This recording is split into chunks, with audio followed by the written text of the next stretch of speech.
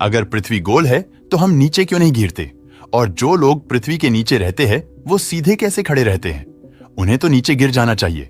इसीलिए आज मैं आपको इसे अच्छे से समझाने का प्रयास करूंगा। हम जो चीज ऊपर फेंकते हैं वो आखिरकार वापस लौटकर नीचे गिर ही जाती है। और हर चीज नीचे ही क्यों गिरती है? उस पर कौन इतनी फोर्स लगाता है कि वह अगर बहुत ऊपर भी चली जाए तब भी वापस नीचे ही गिर जाती है? चीजों के नीचे गिरने का जिम्मेदार हम पृथ्वी को नहीं बल्कि नीचे की दिशा को मानते हैं। आप लोगों को लग रहा होगा कि चाहे चीजें पृथ्वी की ओर गिरे या फिर नीचे की ओर, दोनों एक ही तो बात है। पर नहीं दोस्तों, छोटे लेवल पर तो इन दोनों बातों का मतलब एक ही है, लेकिन जैसे जैसे हम बड़ी स्केल में तुलनाएं करते हैं तो इन दोनों बातों में बहुत बड़ा अंतराल आता है।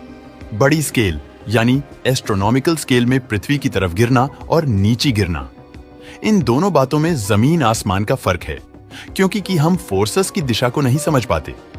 सबसे पहले हमें यह समझाना होगा कि चीजें हमेशा पृथ्वी की ओर गिरती हैं। नीचे तो बाकी दिशाओं की तरह ही केवल एक दिशा है और कोई दिशा हम पर फोर्स लगाकर हमें अपनी ओर खींच नहीं सकती। इसलिए सूरज, चांद, तारे और बाकी ग्रह अपनी पोजीशन आराम से बनाए रखते हैं, क्योंकि उन पर नीचे की तरफ कोई फोर्स नहीं लग रही। अब शायद आपके मन में सवाल आ रहा होगा, हर चीज पृथ्वी की ओर गिरती है तो सूरज, चांद और बाकी प्लैनेट्स क्यों नहीं गिरते? दोस्तों, इसका जवाब हम तब समझेंगे जब हमें यह पता होगा कि आखिरकार चीजें पृथ्वी की ओर गिरती ही क्यों है। जब हम किसी गेंद को पूरी ताकत लगाकर ऊपर फेंकते हैं तो हम देखते हैं कि धीरे धीरे उसके ऊपर जाने की स्पीड कम हो जाती है और फिर वो गेंद वापस पृथ्वी की ओर गिर जाती है। अब ऐसा क्यों होता है? चलिए इसे भी समझ लेते हैं। महान न्यूटन ने बताया था कि पूरे ब्रह्मांड में अगर कोई भी चीज स्थिर है तो वो स्थिर ही रहेंगी, और अगर किसी स्पीड से मूव कर रही है तो उसी स्पीड से मूव करती रहेंगी जब तक उस पर कोई बाहरी फोर्स ना लगे। अब जैसा कि हमने देखा, ऊपर फेंकी जाने वाली गेंद की स्पीड धीरे धीरे कम हो रही थी और फिर वो वापस नीचे गिरने लगी। तो इससे एक बात तो कंफर्म हो गई कि उस पर कोई फोर्स लगा रहा है, लेकिन हमें तो वहां फोर्स लगाने वाला कोई दिखता ही नहीं। तो फिर ऐसा कैसे हो सकता है?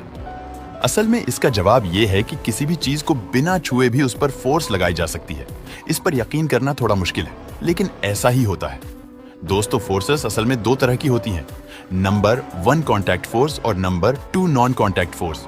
इनमें से कॉन्टैक्ट फोर्स उन फोर्सेस को कहते हैं जो किसी चीज को छूकर उनके संपर्क में आकर उन पर लगाई जाती हैं, जैसे जब हम किसी गाड़ी को धक्का देते हैं या फिर किसी चीज को उठाकर कहीं रखते हैं तो असल में हम उस पर कॉन्टैक्ट फोर्स लगा रहे होते हैं। दूसरी तरफ नॉन कॉन्टैक्ट फोर्स या फिर फील्ड फोर्स उन फोर्स को कहा जाता है जो